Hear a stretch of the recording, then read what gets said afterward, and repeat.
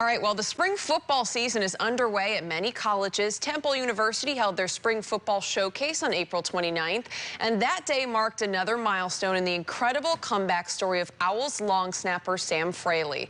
Just 3 years ago, the Sequoia High School grad was almost completely paralyzed by a rare disorder. I got the chance to talk with Sam about his battle with Guillain-Barré syndrome. For Sam Fraley, football is more than a game. It's a saving grace.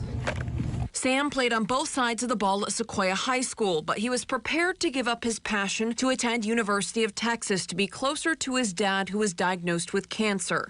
Sam was excited for that next step when he came down with strep throat during finals of his senior year. In the days after, something still wasn't right. Woke up to get out of bed, and I swung my legs over and I stood up, and as I kind of started to take a step, pins and needles just shot up and down my legs, and I just kind of slowly crumpled down to the ground. After several trips to the ER, Sam was finally admitted to the hospital. I couldn't even move my eyebrows. I couldn't even really smile, and I hadn't even noticed that at the point.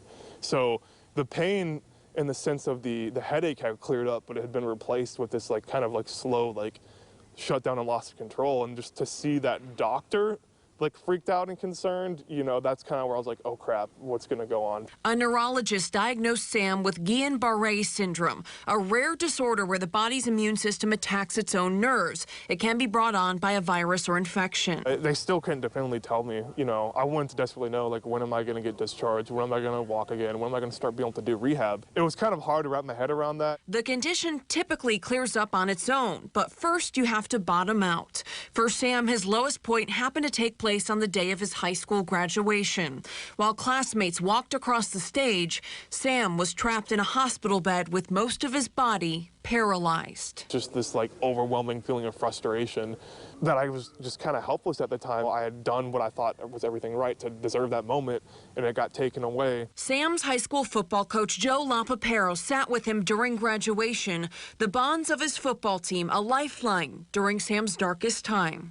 I sat there and I tried to make him feel as good as I could.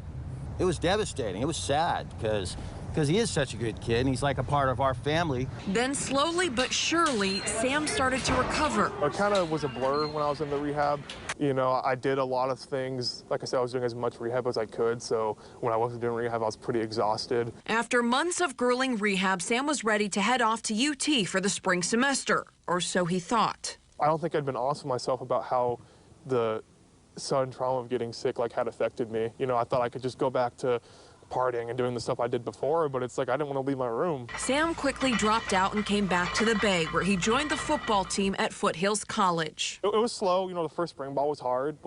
Got my ankles broken, and I just didn't feel like me, again on the field, but I wasn't going to give up on that. There was a few days where I almost quit, and I had to go to Coach Ravio's office, and he had to talk me down from the ledge. While Sam's primary position had been linebacker, he began to embrace his role as the Owls' long snapper, a skill his dad taught him years ago. I remember leaving that first kickoff, I left the field, and I was feeling the pain and the sadness of getting sick, but also the pride and the relief that I got back to the point I was at, and so it's just kind of a humbling, one of those real moments. But before Sam's second season, his dad lost his battle with pancreatic cancer. I went out there to be with him for his last 2 weeks, and, my brother and I gave him his medicine, were there with him and took care of him, and when he was ready, it was tough. That fall, the Owls went 10-1, and Sam was so successful that his coaches encouraged him to pursue playing at a 4-year school.